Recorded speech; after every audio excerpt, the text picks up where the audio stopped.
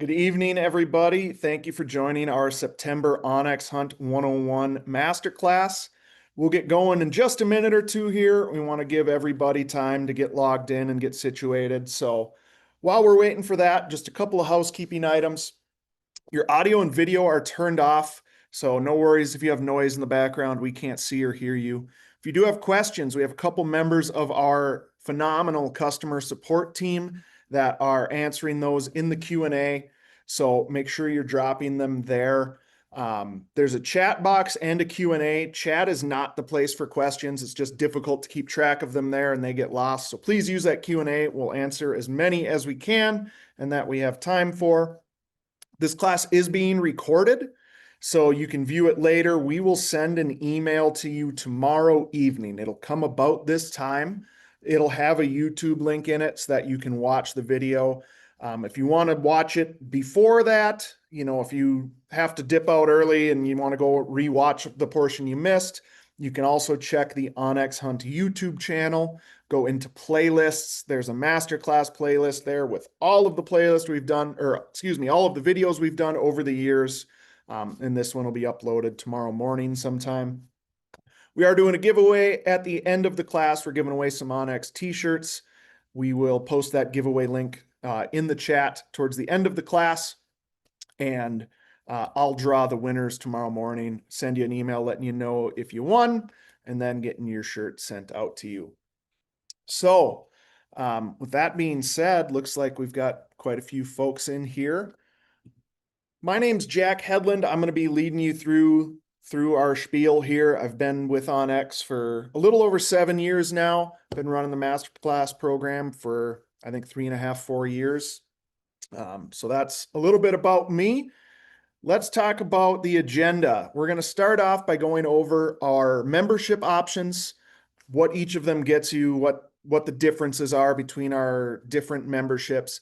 Then we'll dive into the app. I'll have that up on my screen here, demoing for you. So we'll talk about map layers, offline maps, some of the different tools like waypoints, talk about some of the different location features and compass mode.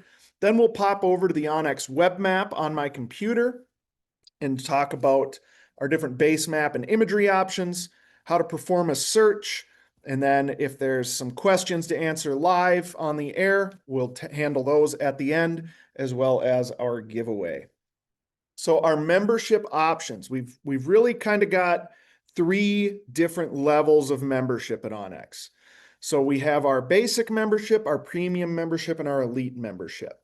And so the basic membership is an unpaid membership. If you have started a trial and didn't elect to purchase, or maybe you previously had a membership and it expired, you're bumped to the basic level. And as the name suggests, there's not a lot of features available to you at that basic level.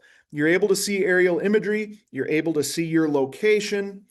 That's about it. You don't have access to the land ownership layers, the offline maps and some of the different map tools.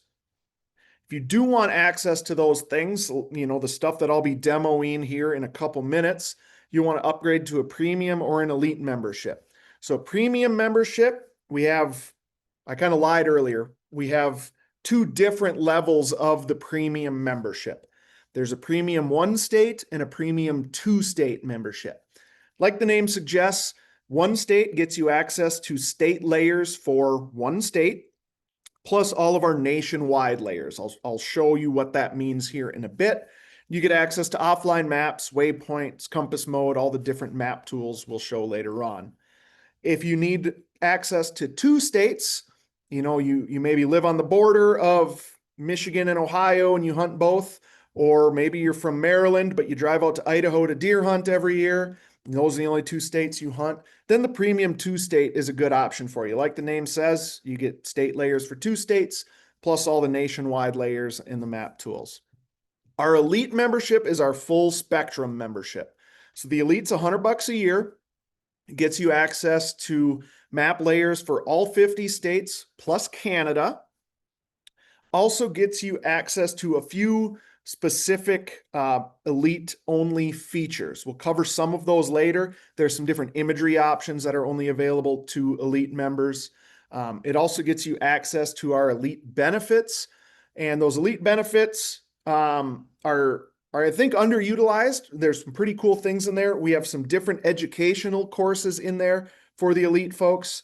So we have some dog training courses, deer hunting, elk hunting, shed hunting, um, some rifle shooting courses in there available to you, as well as things like our hunt research tools, which is our draw odds calculator for like Western big game tags. If you're into that world, you know what I'm talking about. And we also have discounts on some of the brands that we use. So different discounts and offers from companies like Mossy Oak, Tethered, Moultrie Cameras, Final Rise, Weatherby, bunch of different stuff in there. So some of those discounts are enough to cover the cost of your elite membership. So if you're somebody who's buying gear, optics, boots, all kinds of different stuff, you can kind of recoup that cost of your elite membership pretty quickly if you're in the market for some gear. So check that out if you're interested in the elite membership. All right. I'm going to switch over to my tablet here to start diving into the actual onX app. So give me one moment to get that switched over and get my app pulled up. And if you're watching this on a computer and you're able to follow along on a phone or a tablet, I highly recommend that.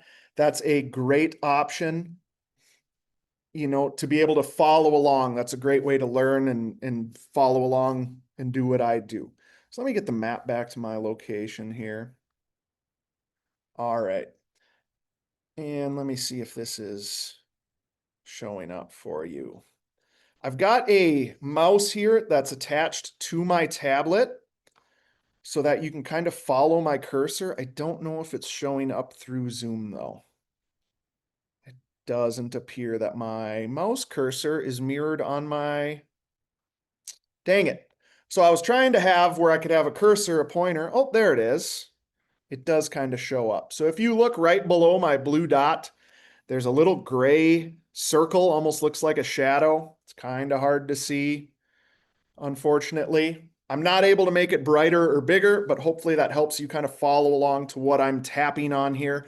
I'll try to narrate what I'm doing as well so that you can follow along with all the buttons on here. So we're going to go to the lower left-hand corner of the map to the button that says Hunt Map Layers. Click on that. That's going to open up our layer menu. It's going to look a little bit different because I'm on a tablet. If you're on a phone, this should fill up like the whole bottom of your phone screen. We've got it formatted differently here because I'm on a big iPad, but otherwise it should look the same.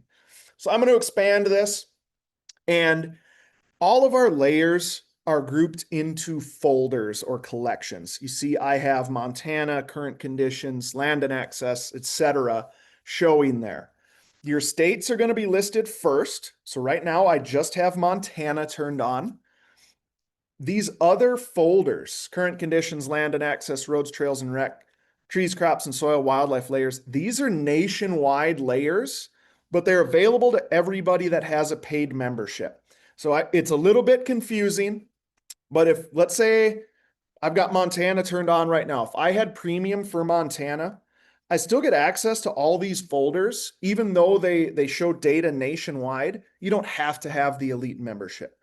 So for example, this active wildfire layer, we're coming to the end of wildfire season, but there's still some going on right now. So that's a nationwide layer. You have access to that even with a premium membership. We'll come back to that in a bit. I'm going to open up my Montana folder to show you some of the different layers available. So right now I have Montana private lands, government lands, hunting districts, and block management turned on. If I want to turn on this possible access layer, all I do is click on that green switch, or gray switch it is when it's off, and that's how you can toggle layers on and off. So a common question we get when we're talking to people on the phone or via email is, I'm not able to see private lands. I don't see any government lands. What am I doing wrong? Very commonly, it's just that the layer got turned off. So if you're ever not seeing something you think you should see on the map, double check your map layers. I'm going to zoom in on my map here. I'm going to zoom in on the onX office. So as I zoom in, you begin to see some of that private land information populate. If I turn the map off or turn that layer off, you see how the map changes. If I want to learn more about a parcel, the best way to do that, and you'll hear me say this multiple times tonight, the best way to learn more about something on the map is to click on it. So I clicked on this parcel here where the onX office is located. I get the ownership, I get the tax address, the county, and the acreage. So the owner is going to be, a person's name. It could be an LLC, like a lot of businesses and you'll see a lot of farmland is in an LLC, might be in like a family trust or a limited partnership. You'll see all those things listed for ownership. The tax address is the address where they get their taxes sent. It's a mailing address. It may or may not be the street address of that property. So quite often, let's say maybe you're doing some scouting for goose hunting or duck hunting. You see a bunch of birds piling into a farm field. You pull up your onX map, tap on it, you get the owner name, you get the tax address. Unless it's a field where that farmer or rancher lives, it might be different than the actual property you're on. So that's just the reason I mention that is if you're looking to get like directions to a property, you might not want to use the tax address because it might bring you to a town where they actually live. But that's useful if you're trying to write letters to get hunting permission or something like that, or you need to use the white pages to try to find a phone number or a Google search to try to find a phone number. You can use the owner and tax address and quite often get that contact information. All right, so that's private lands layer. Let's talk about our government lands layer. I'm going to move my map just outside of town here, kind of to the edge of town. So your government lands are all going to be color coded. If I turn that map off or that layer off, you see my map changes quite a bit. Turn it back on. I've got all these different colors here. And again, if you don't know what a color means, like what is green, what type of government land is this? If I click on it, it tells me Lolo National Forest. If I go over here, City of Missoula. Okay, so they're all color coded. If I go to this blue section, and they're labeled too, but sometimes the label doesn't always show up till you zoom in close. Blue is going to be state land. And the more you use the app, the more second nature this is going to become. If I go over here, this yellow is BLM. If I move my map up here, this kind of orangish brown, that's going to be the Flathead Reservation. So that's tribal lands. If I go up north, Glacier National Park is purple. So you'll kind of get a sense as you use the app more what all that different coloration means. And again, if you're not seeing that information on your map, and you should be, just double check that you've got that layer turned on.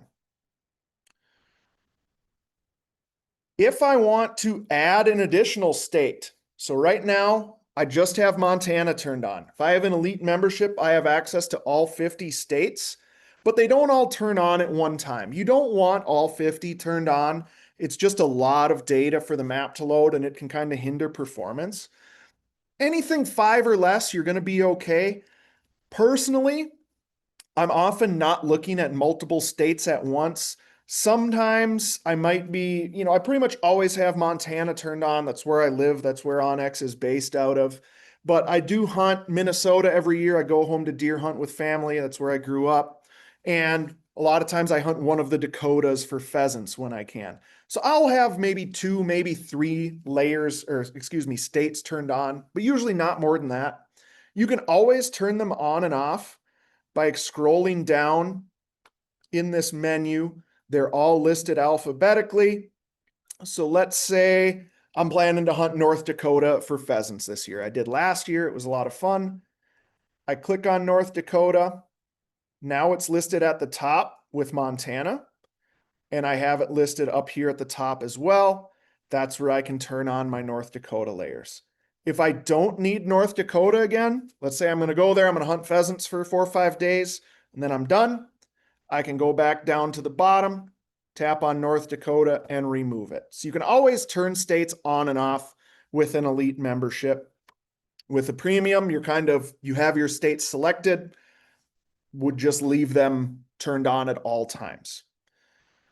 Okay, let's talk about some of these nationwide layers that I talked about earlier. So the current conditions, the one I almost always have turned on is the active wildfire. And I'm just going to close this menu here. And like I said, even if you have a premium one state membership for North Carolina, for example, you can still see fires in Montana or anywhere else that they're burning. So here's one.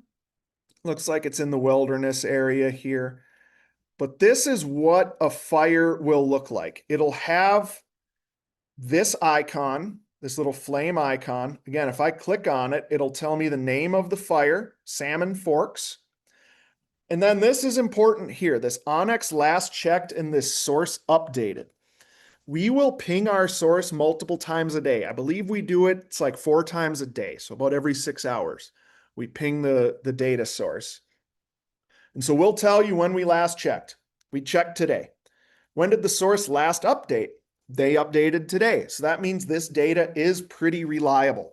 Sometimes, especially as a fire is like being put out and is getting contained, they don't often update it as quickly. So there was a fire near town earlier this year, actually in a spot I like to rough grouse hunt every year. That was burning. It was getting updated. And then I checked it one time and it said onX last checked and it was like August 28th. Source last updated August 20th. So that means the data we have is 8 days old. The source hasn't updated it, so we can't update it on our side.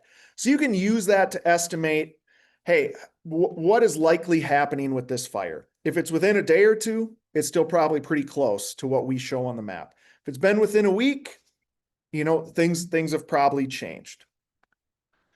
You'll also notice, so this is not a great example. Let me see if I can find a better one that has a perimeter. Here's one in Idaho. So when there's been a perimeter established, we will show that as well. So that red blob you see on your screen is the perimeter of the fire, at least as it's been reported to us. So we'll give you that. If there's a perimeter, it'll tell you current acreage. This one's pretty big, almost 15,000 acres, 5% contained. So we'll give you that information as well on those fires. Let me see if I can find one more that shows the hot spots. Might not find one. So this one's kind of tough to tell, but if you see kind of along the northern boundary here, there's 2 light kind of pinkish dots almost, or white dots. Those are showing hot spots, and those are found using satellite imagery, where you can see where hot spots are, where that fire might be moving, where a flare up might be. So that's another piece of information. There's not, some of them will show, well, here's one. This one, we don't have a perimeter established, this fire we looked at earlier, but it's got a bunch of those hot spots. So you can kind of tell. This one's probably tough to show a perimeter because it's in the wilderness area. So they're not using, it's probably not being fought at all. They might just be letting it burn, but they don't have, trucks and motorized stuff in there to put it out. Okay. Let's talk about the land and access folder. Well, before I dive in, I do want to mention we have hundreds and hundreds of layers. We're not going to be able to get to all of them. So I recommend just messing around in here. The best way to learn how to use onX and use all these different layers is to turn them on and off. The more time you spend in the app, the more you're going to learn, the more intuitive it's going to become. You can't break anything. There's nothing you can turn on that can't be turned off, and vice versa. So a couple layers I want to talk about here. Wilderness areas should be on by default. That's your federally designated wilderness, places like the Boundary Waters in Minnesota, places like the Frank Church in Idaho, Bob Marshall in Montana, stuff like that. You see on my map here, it's a little bit of a brighter green than the rest of the Forest Service. This is the Bob Marshall Wilderness Complex. So it's the scapegoat, the Bob Marshall and the Great Bear Wilderness. So those non-motorized areas. Another layer I like to turn on is this U.S. Fish and Wildlife Service hunt areas. So there's one south of Missoula here. If I turn it off, you see the difference there. A lot of refuges allow hunting and fishing, but they often have special regulations and different zones. So this layer shows you those zones, shows you those no hunting areas, stuff like that. And then one thing I do want to mention, if you are going to hunt a refuge, click on it and scroll down to the Fish and Wildlife Service hunting units layer in the card here. Click on this link that says visit website. That will take you to the Fish and Wildlife Service's website, because a lot of these places have regulations above and beyond your state hunting regulations. This refuge, for example, has units where you can archery hunt, units where you can waterfowl hunt, but there's a couple days a week where you can't waterfowl hunt on this refuge. It's like Mondays and Thursdays. There's no waterfowl hunting. So make sure you're, abiding by the rules and double checking those things before you go hunting. I'm going to move on from land and access. We'll go into roads, trails, and rec now, the next folder down. I'm going to move my map back to Missoula. And I'm actually going to turn all of these off just so you can get a better sense. Oops.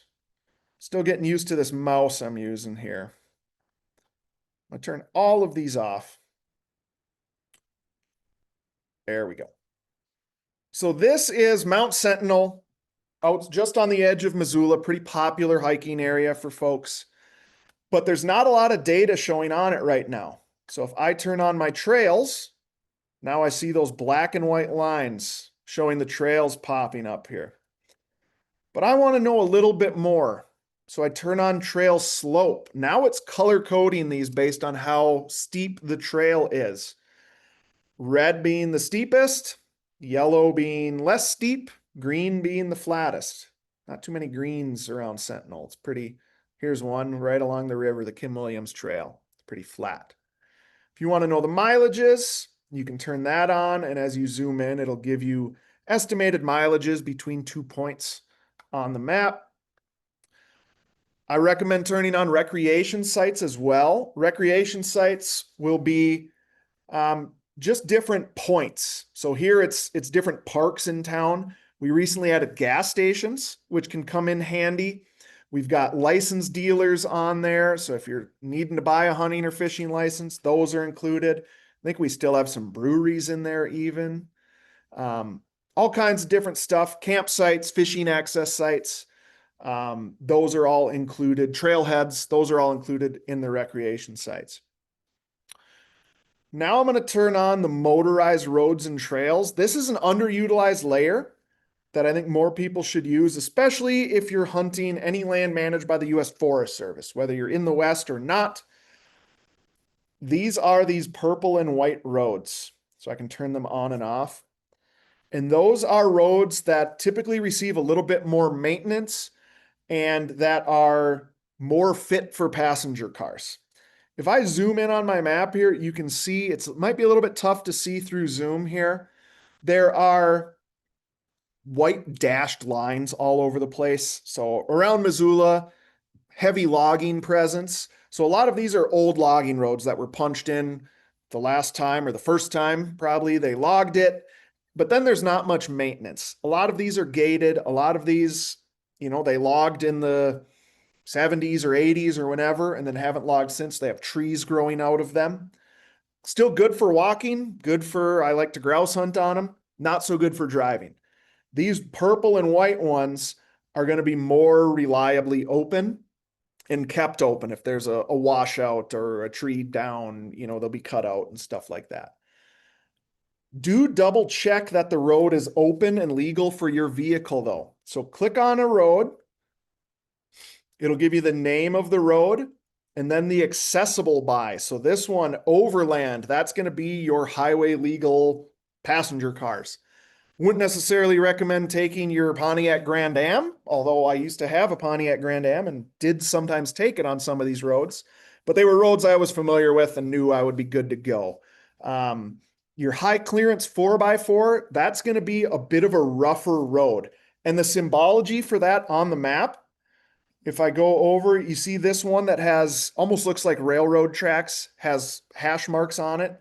Those are going to be your high clearance roads, meaning they're a little bit rougher. You might need, I have a pretty much bone stock GMC half-ton pickup truck. I take on some of these roads, but there's some of these roads it's not so good on. You might need some aftermarket off-roading equipment. You need a Jeep or a Tacoma or something along those lines with maybe some bigger tires and a lift kit.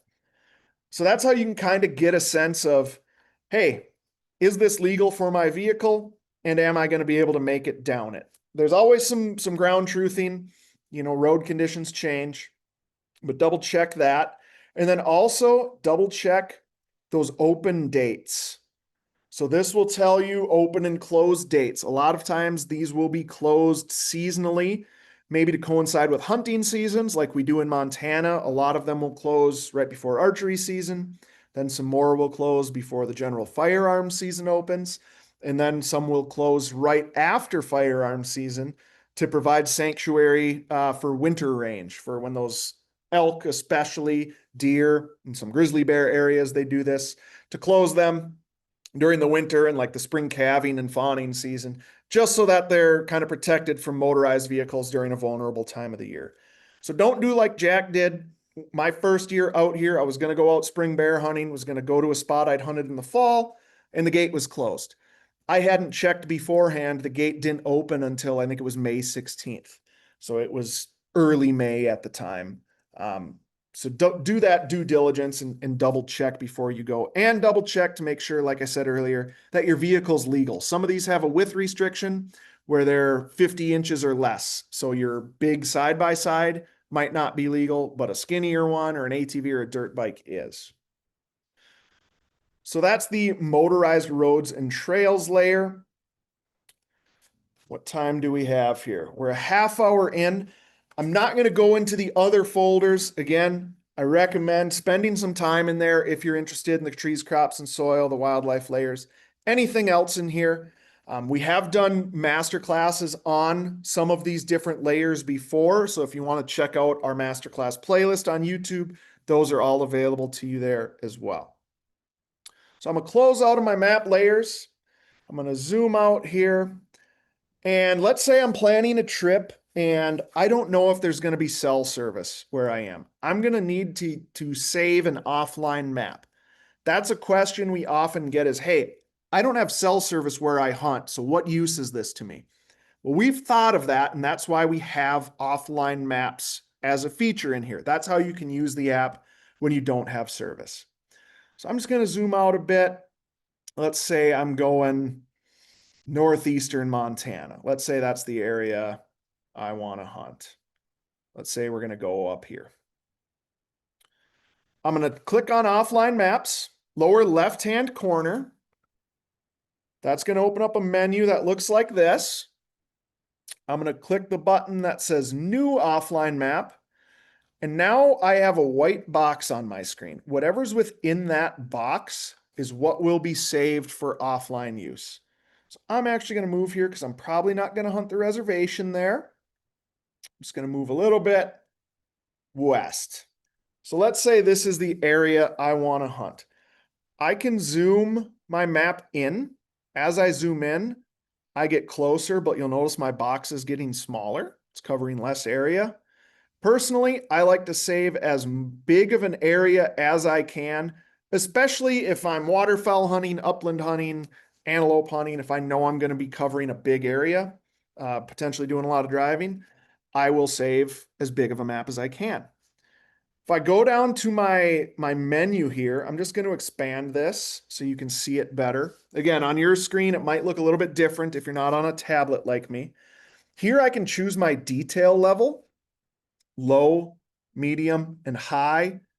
We're not going to spend much time on low. To be honest, I don't recommend using that for most folks. It's going to have the lowest imagery resolution. That's what the detail level refers to, is how crisp the imagery is when you're offline.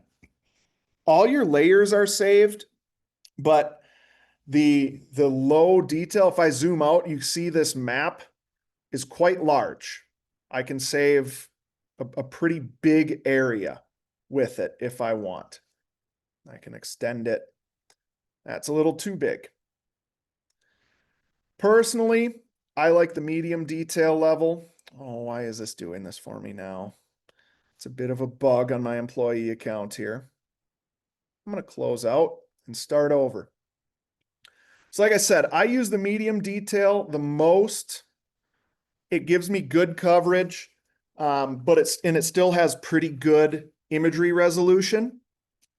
If you're not covering a lot of country, I mentioned earlier, I'm originally from Minnesota. We have a deer camp in central Minnesota. I use this high detail map because all of our tree stands, we hunt a mix of, mostly public land, but some private as well. And we've kind of got our stands set. By opening day, we know where we're going to be hunting. We have our tree stands set. We're not going to be moving miles and miles. Our farthest stands are maybe a mile or two apart. So I use the high detail level just because I don't need that big of a map. It does give me a little bit better imagery resolution. When I'm hunting in the West, I use medium. I've never found the slightly less detailed imagery to be a hindrance to me. I've never said, oh man, I'd have gotten that buck if I'd had better imagery. Like I said, all your layers are saved, so you're still able to see your unit boundaries, your private lands, your public lands, your walk-in areas, all of that stuff. So let's say I've got that set where I want it. I recommend naming your maps. If you just leave it with the timestamp, once you have 5, 10, 15 maps saved, I don't know about you, I'm not going to remember where those all are. So I'm just going to name this. We're kind of along, let's see. We're along the border. I'm just going to name it N for North, Montana, and hit save. That's going to start downloading, and you see that percentage counting down or counting up as it saves. Once it's saved, you'll have a bright green box. So you see those bright green boxes showing on my map there? Those are all previously saved offline maps. All right. So that's how I know I have a map saved. If I need to save a bigger area, I can do like I did in northwestern Montana here.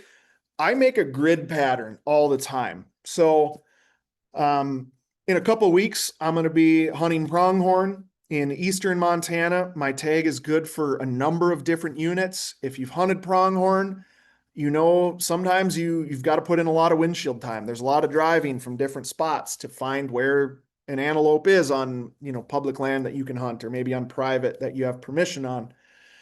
So I saved all of those units in medium maps and just created a grid pattern to cover that whole area. Works pretty good. You don't have to select a map. You don't have to say, hey, I'm going from this one to this one. They'll all load up when you're offline. Doesn't matter if you're physically in that map area or not. What I do when I'm offline or when I'm out there hunting, whether I'm in no cell service or maybe it's sporadic cell service, I put my phone into airplane mode. And that's a hot tip. If you're worried about your phone's battery life, especially once we get into the colder months, that cold just kind of zaps battery life. Putting your phone into airplane mode is one of the best things you can do to preserve your battery life. It's going to turn off the cell signal, so you're not going to get phone calls or text messages, which to me is a bonus when I'm hunting. But that's the biggest draw on your battery usually, is if it's trying to ping cell networks all the time. So put it into airplane mode. The app will automatically recognize that, and those maps will load up for you. When you're offline, you're still able to see your location on the map. Your location is not, the app finds your location not via cell network. It's via the GPS receiver in your phone. It works just like a handheld GPS does, works on that system. So that's why you're able to see your location. You're still able to track yourself. We'll go through the tracker here in a little bit. You're able to mark waypoints. You're able to do a lot of the same things you can while you're online, but you do have to make sure you have those maps saved ahead of time. Okay. Couple other things here. You'll notice some of my previously saved maps say update available. What that means is something has changed. Some map data has changed since that map was saved. So if I go to, let's go to this one that says Bob Marshall 2. That one, there's been something has changed. Most commonly, we've updated land ownership in your state. Maybe there's been an imagery update. Maybe the hunting boundaries have changed. Something's changed. To update this one, I'm just going to tap on that green check mark.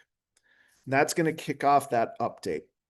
Depending on the state you're in, you might see an update's available every week. You don't have to update every single time it says update available. I remember talking with a person, it might have been at like Pheasants Forever Pheasant Fest a couple of years ago, and they said, man, we were driving out hunting and we pulled up onX and it said update available. So we had to pull over to update our maps. Don't do that. If you're driving out hunting and you see it says update available, go hunting, update it when you're back.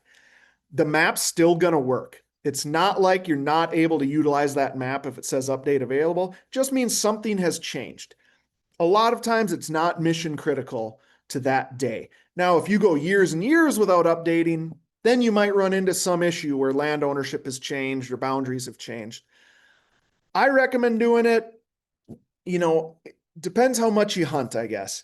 If you're, like some of my friends and family in Minnesota and you hunt that first week of rifle deer season and that's your hunt for the year, update it once in the fall, update it right before deer season, and you're good to go.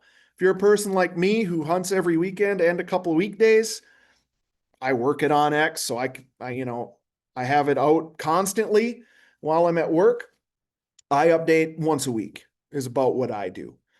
So double check those. Like I said, not always going to be mission critical, but do those updates when you can. I'm going to show you one other thing here. So I've got this Wyoming map saved. I'm going to remove it from my device. This is an option for you if you don't need a map for a long period of time. I mentioned earlier, I'm going antelope hunting this year, or properly it's pronghorn. I don't draw that tag every year, and it's in a part of the state I don't live and I don't often hunt. So when I'm done with that hunt, I'm going to offload those maps from my phone so they're not taking up space. You can do that again just by tapping on those ellipses and hitting remove from device. You'll notice this map now here in Wyoming has red and white checkerboard around it. If you ever see an offline map with that red and white striping, that means it's not downloaded on your phone. It's not available for offline use. So you could get into this situation like I just demonstrated by hitting remove from device. You can also get in this situation, and this is most commonly how people get in this situation, is by getting a new phone. If you have to switch devices, you get a new phone, you get a new tablet, your membership transfers over. You don't have to purchase onX again, but you'll just have to log in with your same email and password. When you do, your waypoints will be there. You're able to turn on all the same layers, but your maps won't be transferred over. Okay, so your offline maps, if you get a new phone, will all look like this. Make sure you download them before you go to those areas. You'll notice in my menu here that Wyoming map doesn't have a green check mark next to it. Green means you're good to go. That down arrow means I have to download this. To do so, I'm just going to tap on that arrow and that's going to download that map for me. All right. So if you ever see that red and white striping and you're going to go out into that area, make sure you download it beforehand. Otherwise, you're going to get there and you're going to be out of luck because that data, that map data is not downloaded onto your device. Okay, I think we've covered offline maps pretty thoroughly. Let me take a look at my outline here and get a sip of water. My voice is getting gravelly already. let's talk about map tools. So I'm again going to the bottom of my screen, center icon, the one that looks like a Swiss Army knife, and I'm going to click on tools. What we're going to focus on tonight is primarily waypoints. That's going to be most people's most often used map tool. So there's a few different ways to mark a waypoint. First thing I'm going to do, the first one I want to demonstrate is mark my location. That's along the top, second from the right. When I click mark my location, if you look at my map, you see it puts a waypoint right where I'm located. 9 times out of 10, this is what I use when I'm in the field. So just the other day, I was going out hunting grouse with my dog. We didn't get any, but I was hunting a new area. I parked the truck. I hit mark my location so that I could find my way back to the truck. What I recommend doing with your waypoints is customizing them. So when I hit mark my location, it drops this orange X on my location. 6 months from now, I might not know what that orange X means.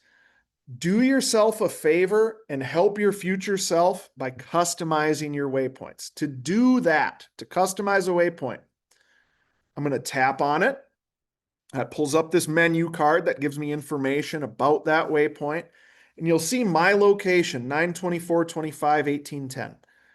That doesn't mean anything to me, right? It just means I marked that waypoint at that time. I don't know why I marked that waypoint. So I'm going to go to the bottom left corner. I'm going to tap the orange edit button. Now I can rename it. That's the first thing I'd do. Since I'm sitting at the onX office, I'm going to name it office. When I was out hunting the other night, I named it truck, or sometimes I'll just name it parking. Then choose a different icon. We've got something like 90 different waypoint icons to choose from. Everything from Sasquatch to buck, whitetail, elk, dog, chucker, okay, you name it. We don't have a grouse one yet, and I'm a grouse hunter, and that bugs me. I use the upland one for that. But since I'm at the office here, we don't have an office icon, but I'm going to use the house. Close enough. Whatever makes sense to you. And then this is another pro tip. Color code your waypoints. There's a lot of different systems for color coding your waypoints. What Jack Headland does is I will do them by species. So I hunt pretty much everything the state of Montana lets me. Deer, elk, bear, turkey, upland birds, waterfowl, pronghorn. Hopefully I'll draw a moose, sheep, or goat tag at some point. But I make all of my deer waypoints one color. All of my elk waypoints are another color. My upland waypoints are another color. That way I can tell at a glance. I've been doing this for a few years now. I know, oh, red, that's deer. Yellow, that's upland. Blue, that's bear. I can just tell, especially once you get like me and I've got over 2,000 waypoints, it's nice to just know at a glance. Of course, I changed the icon, but when you're zoomed out and you have a whole bunch of them, it's just easy to be able to tell those are deer spots, those are elk spots, those are turkey spots, etc. So I do have a miscellaneous folder that's just for, like, I mark my house, I mark the onX office. Sometimes I have a parking spot, but it's a spot I park and hunt multiple different species. I use white for that, just kind of a neutral color. And then we can hit save. So now this means something to me. Why did I mark this waypoint? Okay, it's the office. A couple years ago, I went through and got rid of all of my waypoints that weren't customized. I'd marked them out in the field, but I don't remember if it was because I saw a deer there. Was it where I put a tree stand? Did I flush a grouse? Was there, was that a water source for when I'm backpacking? If I'm not going to remember it a few months from now, I just delete it. That's why you should always customize your waypoints. And you don't have to use the color coding system like I use. Some people will do it by year. And they'll say, all right, 2025, they're all white. 2026, they're going to be purple. 2027, they're green. So you can see change over time. If I was more of just kind of a one species hunter, let's say I'm living not in the West. Let's say I'm back home in Minnesota and all I'm doing is deer hunting. We've got our deer camp set up. What I would probably do then is choose different waypoint colors for different things, for lack of a better term. Like I'd mark tree stands one color. I might mark buck rubs another color. I might mark food sources a third color, bedding areas, and color code them that way. There's no wrong way to do it. Just pick a system that makes sense to you and stick with it. I think you'll be happy that you did. Okay, let's say I want to mark a waypoint that's not where I currently am. There's a few ways to do that. I'm just going to move my map. We'll just get out into, we'll go here. Let's say I want to mark some waypoints. This basin I want to hunt. I can go into my tools again and hit add waypoint. And it's going to drop a waypoint in the center of my map. If that's not where I want it to be, I can just tap on my map, and I'm just tapping. And wherever I want it, if I get more, the closer I zoom in, the more accurate I can be. Not quite. I want it right on that tree. Perfect. Then again, go ahead and name it. I'm just going to name this stand because maybe I hauled a tree stand in there. I'm probably not going to do that in real life, but for the sake of this argument, I'm probably not putting a ladder stand in there. Let's say it's a hang-on stand. I'm going to change the color and hit save. So that's a way to mark a waypoint at a spot you're not currently at. There's a faster way to do it though. And this is a somewhat new feature. I think we came out with this a couple of years ago, but it's called a long press. So let me find a spot. All right, maybe I want a glass from this area. Oh, that looks like a lot of deadfall that I don't want to hunt in. All right, but for the sake of the argument, let's say I want to get up to this point. I'm going to put my finger down on the map and just hold it. Hold it. It's like a second and a half, a waypoint will show up. Then I didn't have to go through and click all those buttons in those menus. Just hold your finger down. That'll put a waypoint there. If you accidentally drop a waypoint you don't need using this method, in the top left corner, there's a cancel button. That'll get rid of it. You can also just tap on the map. Like if I was doing a map query to see what kind of land this is, you see I have a green dot there. Along the bottom of my screen, I can tap add waypoint and it'll put a waypoint right where I tapped. So that's another option for you.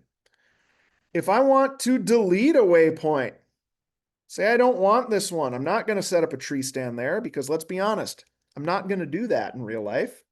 Tap on it and you can hit edit and then the delete button, or you can tap on it, scroll over. If you look in the bottom left corner, and there's the delete button right there. Click on it. It'll ask you to confirm, and you've deleted a waypoint. So that's a question we get fairly often. If you want to delete it, you just do it that method. Let's talk about sharing a waypoint. So this is a pretty popular feature by those who know about it. If I want to send a friend a waypoint, whether it's, hey, we're going hunting Saturday, let's meet here, or I got a new friend in deer camp and they don't know where any of our tree stands are, I can share all of the tree stand locations with them. So let's say I spotted Sasquatch here. I've got this Sasquatch icon and I want to call the Sasquatch hunters and let them know where I saw Sasquatch. I'm going to tap on the icon there. He was at a creek crossing. Next to the edit button is a share button. When I tap on it, I have two options. There's share with link and share nearby. Share with link is what you're probably going to do most of the time. This allows you to generate a text link that you can text message or email or Facebook message or WhatsApp or whatever. You can text that to somebody. They'll get it on their phone. It'll say Jack has shared a waypoint with you. They click on it, it'll open up onX on their side and ask if they want to add that waypoint to their map. They say yes, they'll have that Sasquatch icon on their map. And the nice part about this is you own that waypoint, so they're not able to then turn around and share it with anybody else. So if you're saying, hey, there's a lot of ducks in here, go in there tomorrow morning if you want to go duck hunting, they can't then just text it to all their buddies. Now they could say, hey, I got a good duck spot, come follow me, but they're not able to send it. It's kind of like if you're familiar with Google Docs, like if you share something as read only. They're able to see it, They can't change it. They can't edit it. They can't share it with anybody else. All they're able to do is view it. And then, of course, they can delete it from their map if they want to, but that doesn't delete it from yours. And nobody else can see these. So that's a question we get is, hey, can other people see my waypoints? Nobody else can see your stuff unless you share it with them. We can't see it. Nobody else is able to see it. It's not publicly available information like some apps. If you give they use like user generated content or things like that. We don't do any of that. So your stuff is secure. The other way to share a waypoint is share nearby. Now, this will share via Bluetooth. So this is how you can share waypoints if you don't have cell service. So if you're doing a backcountry elk camp, for example, and you and 3 buddies are all hunting and you go your separate way, you come back at the end of the day and you kind of want to share what you saw, everybody has to be fairly close because it's going to share via Bluetooth connectivity. It's not sharing over the cell network. And it is platform specific, meaning it has to be iPhone to iPhone or Android to Android. It's going to use, like if you're familiar with iPhone, the AirDrop, that's what we're talking about here. So you're able to share that when you don't have service, which would be nice, especially if I'll talk about the tracker here in a bit, but if you're blood trailing an animal, everybody can share their tracks with each other to see what ground you covered. Or a lot of shed hunters use this in the spring. When they're looking for sheds, they're tracking themselves to see where everybody went. You can then share it even if you don't have service. That's a relatively new feature. I think maybe spring of 24, we came out with it. Okay. Let's talk about the tracker. So again, I'm going to go to my toolbar down along the bottom of my screen. The farthest right feature on there is the tracker. When I tap on it, I'm going to get a screen like that. I'm going to tap start, and that's going to start my tracker. You'll notice my blue location dot is now red. If I were moving, you would see my dot move across the map, and there would be a light blue dashed line following behind me everywhere I went. So this is, a lot of different uses for it. Most commonly, it's a safety feature. You can follow exactly where you walked so you can find yourself back to the truck. I mentioned earlier when I was grouse hunting with my dog, I kind of have an order of operations when I leave the truck. I mark a waypoint for the truck. I start my tracker. That way I can see everywhere I went. Super helpful when you're blood trailing. Like I mentioned earlier, I do this every time I blood trail an animal, or almost every time I blood trail an animal. I do it when I'm upland bird hunting with my dog. Sometimes it's just fun to see how far you went. Sometimes, like when I'm blood trailing, if I need to start grid searching, I can see everywhere I went. You whitetail hunters, do this for all of your routes into and out of your stance so that you have exactly where you want to walk, especially, if you're trying to avoid a bedding area, walking upwind of a bedding area, or if you're in northern Minnesota like I am when I deer hunt with family, make sure you don't go too far off path and end up in a swamp or in some really thick brush. We used to mark all of our tree stands with like that orange flagging tape and some of those like thumbtacks, those reflective tacks. We don't really need those anymore because I've got the routes into and out of the stand all saved. I barely need a headlamp anymore. As long as I follow that route, I can find my way in and out. And it's nice to share these with people as well. So I forgot to mention that earlier. It's a safety thing with waypoints. You can share a waypoint with somebody and say, hey, this is where I'm hunting Saturday. If I don't check in by 9 o'clock, something's wrong. They at least know where to start looking for you. With tracking, I've used this when I've gotten help hauling out an elk. I haven't gotten an elk yet this year. It's not looking so good for your boy, but previous years, last year when I got one, I was able to send a couple waypoints. I sent a waypoint of where I was parked.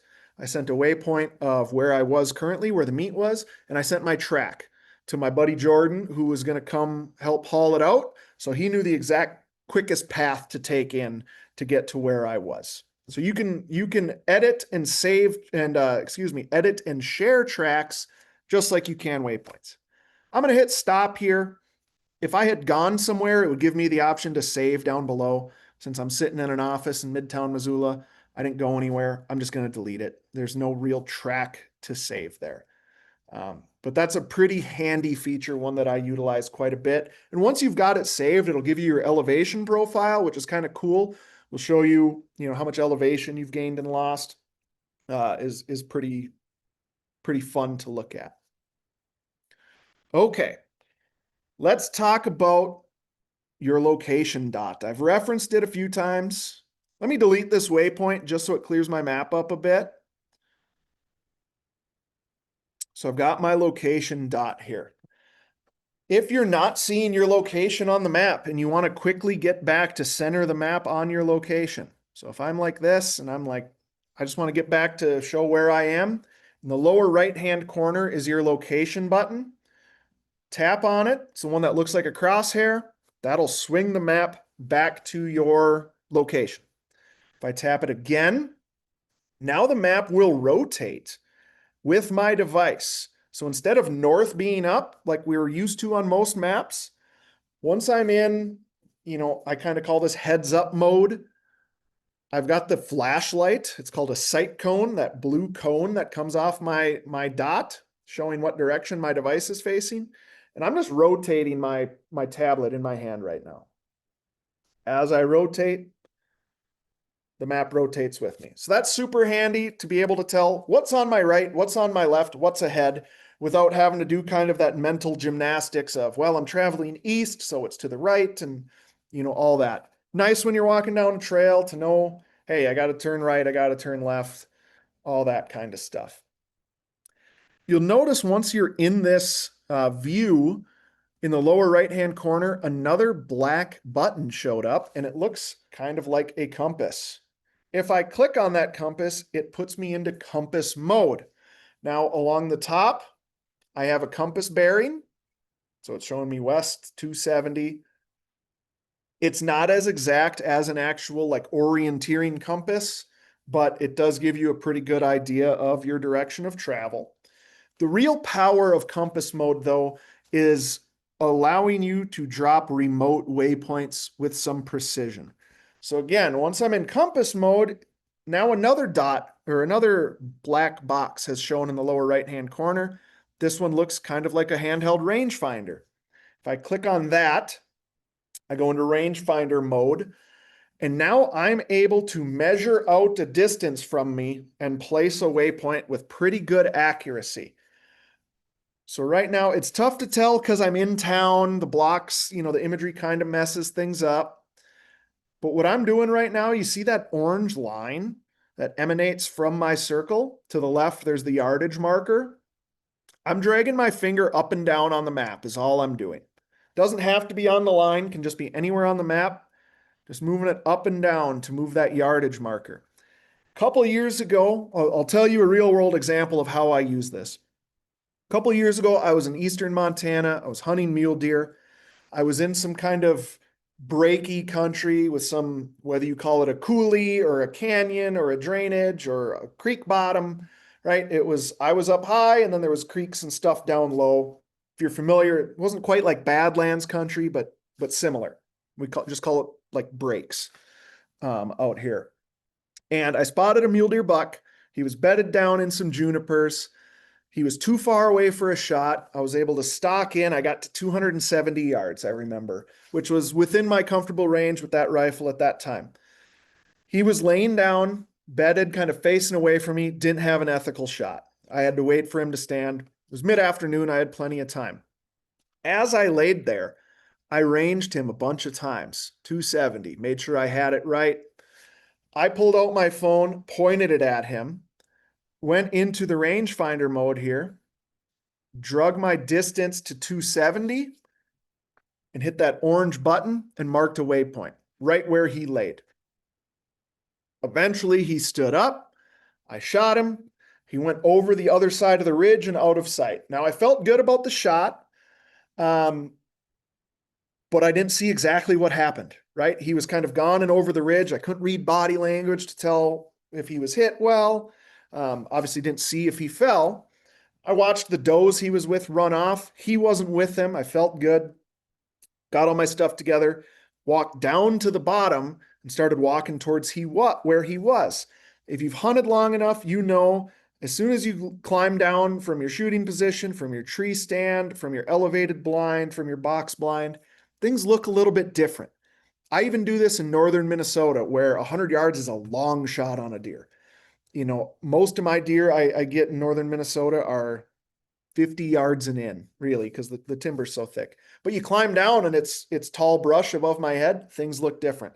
It's nice to have that waypoint as a landmark to aim for so I know I'm on the right track.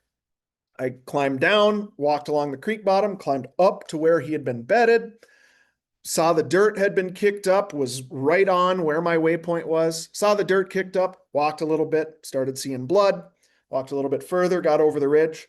There he was on the other side of the ridge. So it's pretty handy for after the shot. A lot of people also use it for stock planning. If you see a buck, see a bull, whatever, a long distance away, maybe it's archery season, you're hunting open country and you know you're going to have to get out of sight of the animal to put a stock in. Maybe you have to get the wind right. You can range it. All right, it's 550 yards.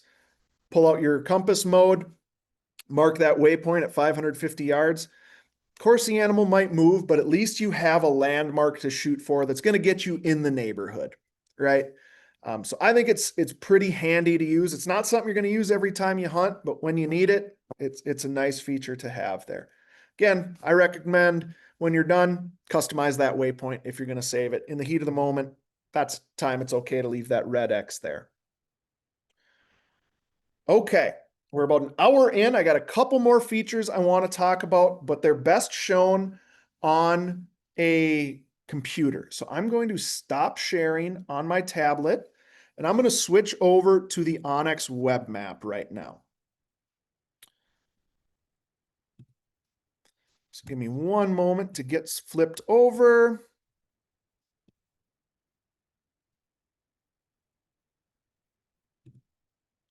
I'm going to share my screen with you. So this is the onX Maps web map. This comes with your account. There's no extra charge for this. All you have to do is go to our website, which is www.onxmaps.com. In the top right corner, there's a button to log in. Same email and password you use on your mobile device, and you'll be brought here. And all of your data transfers between the two platforms. So if you mark a bunch of waypoints on your tablet or your phone, when you log in on the web map here, there's the waypoint I just marked in compass mode. Those will show for you. I'm able to see my location. There I am. And anything I do on this will transfer to a mobile device. I like to use the web map for e-scouting, for pre-planning, hunt planning. It's just a bigger screen, and there's some features that I think work a little bit better on the web map here. So the first thing I want to talk about are our different base map options. I'm just going to move to an area with some topography without any waypoints to clutter up the map. And this feature is also available on your mobile device. So on your phone, it's in the lower right-hand corner. On the tablet, if you follow my orange cursor here to the lower right-hand corner, this is the base map button. Mine says HYB2D. Yours might say SAT or Topo. That's because we have 3 different base map options. We have satellite. So if you look at my map as I zoom in, satellite imagery, like a lot of us are used to from using Google Earth or other mapping applications. There's Topo. Let me turn this off first. So the topographic map, similar to a paper map, if you used to get the old like surface maps, the USGS quads maps, showing you the elevation, the terrain change. And then there's the hybrid. Hybrid is what I personally use more than 90% of the time. Especially when I'm in the field, it's almost all I use because it gets me the satellite imagery. The vegetation is important, but I also get the topography. So out here in the Mountain West, I want both of those pieces of information. When I hunt in north central Minnesota with my family, the area we are really flat. I think I measured the distance between topo lines one time at our deer camp, and it's like 1.5 miles. So the elevation only changes like, I think it's 40 feet in 1.5 miles. There I use satellite. Well, satellite or hybrid, there's not much difference because there's not much topography change, elevation change. Use what works for you. The one thing I will point out though, the benefit of the hybrid is these waterways show up more. So when I go to satellite, we don't highlight creeks and rivers like we do in hybrid and topo. So if you're interested in where some of those waterways are, hybrid and topo are going to be your huckleberry there. Note on that as well, we have different symbology for different types of streams. You'll notice there's Deer Creek right here. That's a solid blue line. That's going to be a more permanent stream, meaning it has water year round. These other streams that are feeding into it have a dashed line. Those are going to be your ephemeral or seasonal streams, meaning they might only have water in them during spring runoff or after a big rain event. The rest of the year, like right now, we're end of summer, early fall in Montana is kind of pretty dry usually. If we haven't had rain in a while, there might not be water in these. So something to keep in mind, whether it's you're wanting to know if there's water there for your target animal, or you're a bird hunter and you want to be able to get water for your dog, or you're a backpack hunter and you want to be able to get water for yourself. Don't necessarily plan on these having water. If it's a named creek, more likely to have water. And if it's that solid blue line, more likely to have water as well. While I'm in the topographic map, I do want to highlight a new feature, and that is LiDAR. This is pretty exciting. So LiDAR is going to give you a much more detailed view of the ground than our standard topographic map. You can see as I turn that on and off. And this is available on your mobile app as well, if you pull it up. But as I zoom in, I mean, you can really see where these roads were carved in, whereas you might not see them as easily. You know, I can tell where there might be some like boulder fields in here, some rougher terrain that doesn't show otherwise. Useful all over the country, just not the Mountain West. You can take a look at creek bottoms and see, hey, is this walkable? This one looks not so walkable to me, but I wouldn't necessarily know that from our regular topographic map. You can find them where there's a little bit more width to those creek bottoms. It gives you a lot more detail. Even if you're in flatter country, check out that LiDAR. So those are the three options available to you. And these are all available when you're offline, except LiDAR, I believe, is maybe not available yet, but your topo, hybrid, and satellite are available on your offline maps. There's a couple other imagery options here as well. Leaf off and recent imagery. I'm going to start with recent. I'm just going to go into Yellowstone here because you can kind of see the snowfall pretty good. So this is our regular imagery, our standard satellite imagery. If I turn on recent, that's going to be imagery that's taken via satellite every 2 weeks. There's a trade-off with this. The imagery is not as crisp. The resolution is not as crisp. That's the trade-off. It's updated more frequently, but it's not taken via airplane. It's taken via satellite, so it's not as detailed. It's not meant to be a replacement for our regular satellite imagery. It's meant to be an additional piece of information. Where this is useful is I can go back in time. So I can go back to March and see the snow, and I can go 2 weeks by 2 weeks and see that snow melt. Looks like we were pretty much out of snow by late April, early May here. If I go back through the winter, well, when did the snow come? Maybe I'm planning a trip this fall and I want to know, hey, when do they usually get snow here? Last year looks like mid-late October, no snow. Got a bunch of snow early November. Lot of different uses for this recent imagery. Duck hunters will use it to check water levels. I use it to check the harvest when I'm pheasant hunting. If you're a pheasant hunter, you know the 3 best days to hunt are opening day, the day of the first snowfall, and the day the crops come out. If I'm going to go to the Dakotas, especially the area I've hunted in South Dakota, a lot of corn, a lot of sunflowers, a fair bit of sorghum. If their corn is still standing, pheasant hunting is hard. So I'm able to check and say, let's pretend it is almost pheasant season. I could go and say, all right, what's the corn looking like? What's the harvest? I'll go to October, or I'll go to the most recent one and say, looks like they've started taking some corn out. Great. I know that imagery was taken within the last 2 weeks. Presumably the harvest has progressed unless there's been a lot of rain. I know most of the corn's going to be out by the time I'm hunting. Or I might say, none of the corn is out. I know it's been wet. I know they're not going to be able to get equipment in the fields. I might say, I might want to hunt a different area where there's been more of a harvest, just because it's tough to hunt pheasants when they can just get in those cornfields. I use this in the spring a lot when I'm spring bear hunting to check the snow levels. Kind of a specific use case there, but something to check out if you're interested. And that is an elite only feature. So you do have to have the elite membership to have the recent imagery. Same thing goes for the leaf off imagery. I'm going to move over to Wisconsin. I'm going to zoom in here. So we've gotten a request. I have a layer turned on here. I'm going to turn off. I have a tree layer turned on. There we go. So we got a lot of requests from folks asking for fall or winter imagery. A lot of times imagery is taken in the summer.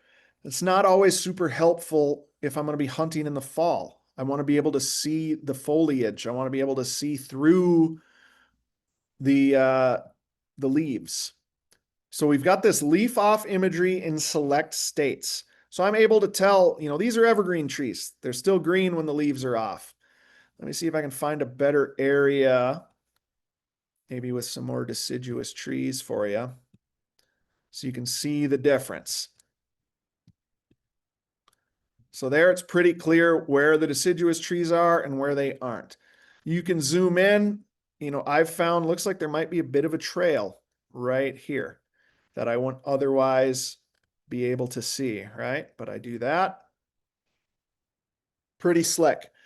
Like I said, not every state's available. You'll know if it's available in your state, because if it's not, like in Minnesota, we'll put this filter over that says no leaf off imagery available.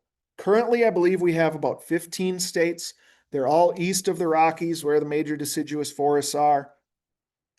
If we don't have your state, it's not like we're just picking on you and saying, we don't care about people in Minnesota. The reason we wouldn't have imagery in a state or in an area, because there's some states where we have part of the state, like Iowa. We've got certain areas, but not others. It's not available everywhere, or sometimes it is available, but it's not very good quality. So we're not going to grab it. If it's not available, we can't. If the quality's not great, or there's some other issue with it, we're not able to show it. We want to have as much coverage as we can. We're going to keep working to add coverage. So if we don't have your state just yet, please be patient. We're working on adding and upgrading our coverage here. And like I said earlier, leaf off is an elite only feature. So you do have to have elite for that. All right, I'm going to move my map back to Montana because I want to demonstrate our 3D map as well. So I'm going to zoom in here. I'll go back to my base map selection and click 3D. Now I've got a pretty cool 3D map that I can take a look at and get a much better sense of the terrain. I can move it up and down. I can move it around. On your computer, if you use a mouse, it's a right click and hold, and you're able to pan around like this. On your phone, use 2 fingers is how you can kind of manipulate the map when you're in 3D mode. So this is pretty cool.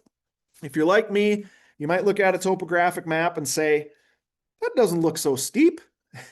And then you walk out there or you drive out there and you say, I'm an idiot. That's way steeper than it looked just looking at the topographic lines. Even in 3D like this, I might take a look and say, not so bad. That's why we have this 3D elevation exaggeration, well, that's one of the reasons. You can exaggerate the terrain and move this slider up, and it's just gonna, it sometimes looks a little cartoonish, but the nice thing is if you move it in a mountainous area, if you move it to about a third, that kind of gives you a better perspective for what it's going to look like when you're standing there, actually. I found that to be helpful when planning. In a flat area, like I've mentioned my home state of Minnesota, but any kind of non-mountainous or hilly country, you can use this elevation to really show subtle changes more obviously. So I'll demonstrate. We got some time here. I'm going to get out of 3D so I can move my map quicker. I'm going to move it to a flat area that I'm familiar with. Let's go out here. It's too far. All right. So this area has a few hills, but not a ton. When I go into 3D, it's still kind of underwhelming, right? But when I start, so this is what it is normally. All right, Jack, get a hold of yourself. So I can't really tell too much. Once I start exaggerating, okay, now every little terrain change becomes easier for me to see. And I can put this into topo. You can see it there as well. Now I'm really able to get a good sense of, hey, there might just be a little saddle. There might be a little change of terrain here. But that difference of a few feet, 10 feet, that can make all the difference in the world for where a whitetail's going to walk. Where you're going to be able to hear a turkey from better, things like that. So play around with that elevation exaggeration. Again, it's not something you might use every day, but it is pretty handy once you get the hang of it to be able to identify those more subtle terrain changes. Like there's a little bit of a saddle right here that I otherwise might not notice. That might be a good spot to set up a tree stand. Okay. My map is freaking out on me. Let's get back to 2D and we'll get back to Montana. Last thing I want to talk about before we get to Q&A is how to perform a search. Let me turn my map back on here. In the upper left-hand corner is the search bar. On your phone or mobile device, it's in the upper right-hand corner. It just looks like a magnifying glass icon. We often get questions, can I mark a waypoint from a set of coordinates? Here's how you do it. I'm going to type in my coordinates. You could copy and paste them if you have them from another web page or another application. Recommend you do this in decimal format. So I'm going to type 47.1234. The more decimal places, the more accurate it's going to be. So I think we can go to 5 decimal places. Your second coordinate has to be negative. It has to be minus something. If you don't, it's going to put you in the Eastern Hemisphere. You're not going to land in North America. Well, if you're watching from the Eastern Hemisphere, then you want it to be positive, but I'm going to assume most folks watching are from the United States and Canada. So negative 112.1234, just making something up. I'm going to click on my result down here. It's going to move my map to that location, which is somewhere in Montana. If I want to mark a waypoint, so that's the coordinate I plugged in, go down to the bottom of this menu, click Add Waypoint, and now I've got a waypoint from those coordinates I punched in. So that's how you're able to do that. Where do we end up? Smack central Montana, a little bit western still. So that's how you can search for coordinates. If I want to just search for a town, I can search for Glendive, Montana. Glendive brings me there. You can search for town names. You can search for counties. I could search for Glacier National Park. It's going to think. and bring me to Glacier. You can search for lakes, mountain peaks, all kinds of landscape features, things like that. If I want to search for a private landowner, I want to search for a person, I'm going to click over to private land. You have to have private land selected if you're searching for a landowner name. I'm just going to type in John Smith, generic name, and I've got a bunch of results here.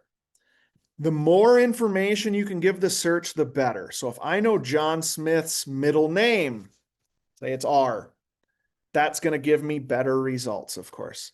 You'll also notice these results are close to me. If I go back to just John Smith, you notice these are all in Montana and in western and northwestern Montana. That's because the search results are prioritized based on where your map is looking at. So since I'm in northwestern Montana around the town of Kalispell, it's giving me results close to Kalispell.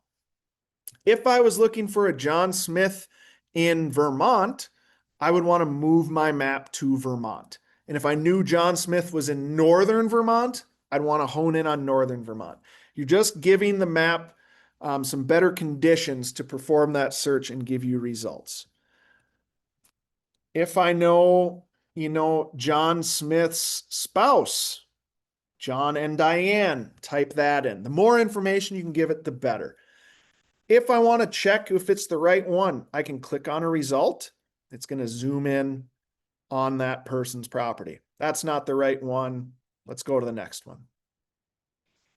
That's not the right one. You can just click through the different results till you get the one you're looking for. Okay, so that's how you perform a search within the app. Okay, what I'm going to do now is I am going to post the giveaway link in the chat, and I'm also going to turn the chat off. So you're not going to be able to chat because I don't want that giveaway link to get lost. So it's not in the Q&A, it's in the chat. We always get questions on this. Giveaway link is in the chat if you want to enter to win a t-shirt. I'm going to go back to my slideshow here because I have a couple more pieces of information for you before we sign off. If you don't currently have an onX Hunt membership, we've got a 30% discount for you. Use the promo code app101. We'll save you 30% off your first year. You can go to this website here, this Hunt Basics 101, or just go to our website, onxmaps.com. When you're checking out, when you're purchasing your new membership, type in app101 in the promo code field. That'll save you 30%. Promo codes do not work on the App Store or the Google Play Store. If you try to purchase through them, you will pay full price. They only work on our website because the app stores don't accept promo codes. If you have any trouble with that, give us a call or shoot us an email. Our customer support team is second to none. We're all US-based folks, most of us in Montana. You can shoot us an email to help@onxmaps.com. We'll help walk you through any problems you have, whether it be with this promo code or anything else. So again, app101 saves you 30% off your first year. If you're interested in learning more, in addition to our onX Hunt Masterclasses, our website has some great tutorials. You can always check with our customer support team. They're happy to provide you with any information. And you can check out our YouTube page. We've got some demos on there and all of our old Masterclasses. Speaking of classes coming up, we've got some kind of species-specific ones coming up. Next week, we're doing a Scouting for Pheasants Masterclass with Ben Bredigan, who runs our kind of upland hunting side of things here. So if you're a pheasant hunter, check that out. Whitetail folks, we're going to talk with the fine folks from Tethered, who make some great tree saddles. We're going to talk about how to get started saddle hunting, kind of the equipment you need and how everything works. And then as we get closer to the rut later October, Jared Larson, our in-house whitetail guru, is going to talk about some of the prime time whitetail tactics that he's going to use late October, early November. One more time on the giveaway, that's the t-shirt we're giving away. If you're not able to click on the link in the chat, if the link doesn't work for you, write this down or copy and paste it. Some phones have goofy security settings where you're not able to click on that link. If you have to copy and paste it or write it down and type it in manually, that will get you to that giveaway entry form. Entries close at midnight tonight. I will repeat again. Entries close at midnight tonight, September 24th, Mountain Daylight Time. If you're watching this class on the recording, the giveaway has closed. So get entered for that while you can. Let's see if there's any questions, anything we need to go over again before we sign off. Question about thermal deer cover, that layer. Yeah, so the thermal deer cover layer, let me share my screen again. And I'm going to move to northern Minnesota, a spot I'm familiar with, or not a spot, but an area I'm a little familiar with.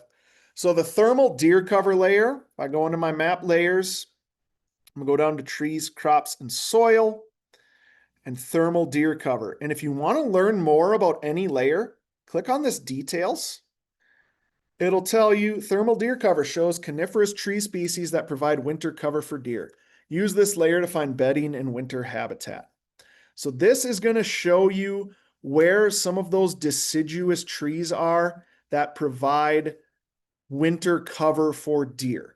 So this is popular in the northeastern United States, the Great Lakes states especially, places where it gets awfully darn cold. Deer will utilize some of these spruce swamps or thickets. Where I deer hunt in northern Minnesota, the old timers used to always talk about deer yarding up late season. They would kind of have a deer yard. And if you find one, the snow's like packed down because that's where they're hanging out. That's where they're eating. It might be balsam. It might be spruce. It might be hemlocks.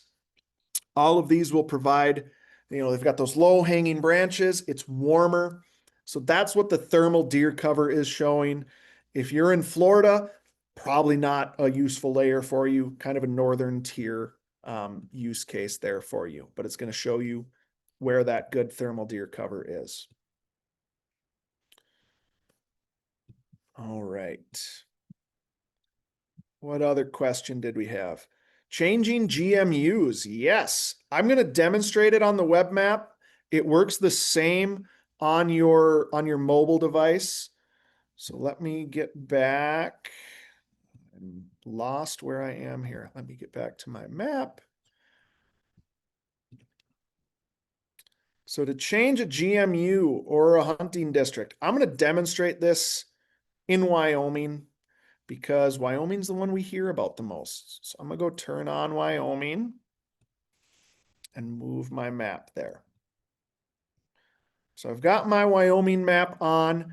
These green boundaries are going to show you your units. You see the numbers in there, 89, 88, 67. Wyoming's the most notorious for this because they break down their species units more than most states. So I'm going to open up my Wyoming folder. Wyoming calls them hunt areas. Every state calls them something different. In Montana, they're called hunting districts. They might be deer permit areas, deer zones, GMUs, all the same thing, basically. It's how your state breaks down, your different units or districts. So Wyoming hunt areas, you see we've got 16 different sub-layers here. If I click on details, here's where I can change those. So click on the details. Mule deer is selected by default for Wyoming. In your state, in Montana, it's deer and elk. We try to do kind of what the most commonly hunted species is in your state. But if I'm not hunting mule deer, if I'm hunting antelope, these units aren't useful to me. I need to click antelope areas, and you see they've changed. I could click on elk areas. They change again. Black bear, change again. So click on, I'll run through it again. I go into Wyoming or whatever state you're at, find the hunt areas layer or whatever it's called in your state, click details, select the species you need. You can only have one turned on at a time. Sage grouse, turkey, whitetail, wolf, mountain goat. I'm gonna go to antelope because they haven't picked my number for an antelope tag the last 2 years. Hopefully next year's my lucky year. But that's how you change those units. Then just close out and they'll stay there for you. Okay. Folks are asking about the Hunt Launchpad. Yes, that's something new. Let me share again. So this Hunt Launchpad's a new feature. If I click on it, it's just kind of an information hub for you. Oh, it's going to ask for my password again, my test account. I'm going to have to log in again. So this Launchpad is another great educational resource. We have a bunch of articles here talking about LiDAR, our hunt research tools. We've got, let me close out of this. We've got our industry discounts here you can explore. You can link to our support page. We have our blog posts here. You can learn, there's where you can sign up for future masterclasses. We have some helpful videos. So this is really just kind of an education center for you. So if you're looking to just learn more about how to use onX, or hey, maybe you want to learn how to do the gutless method with Remy Warren, we've got a video for you there. You can click on our master classes to see the upcoming classes and sign up for them. You can check out your pro deals, those elite pro deals I mentioned earlier. You can get a link there. We've got some cool stuff going on right now. We did our elite whitetail drop, I think yesterday we dropped that. So check those out if you're in the market. There's all our other, our Golly, love their stuff, Final Rise, Bucky Duck, Rob Roberts, all kinds of good stuff in there. So the Learn Hub just kind of connects you to other parts of the onX ecosystem. You can connect to our support page there for troubleshooting and facts, or to get in touch with us. That's all what that Launchpad is for. Okay. Well, we've gone over an hour and a half. Every month I do these and say I'm going to have a shorter class, and then every month I still go 90 minutes. So thank you everybody for joining us and sticking with us. Please let us know. If you need any other help, shoot us an email. There's also a survey at the end of this class when you close out.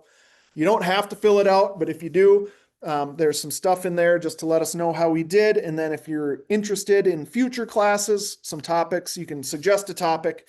We do take those seriously, and we try to make classes that are useful for people. So let us know if there's a topic, whether it's, hey, rifle elk hunting, or whether it's, I want to learn how to use this feature better. Let us know.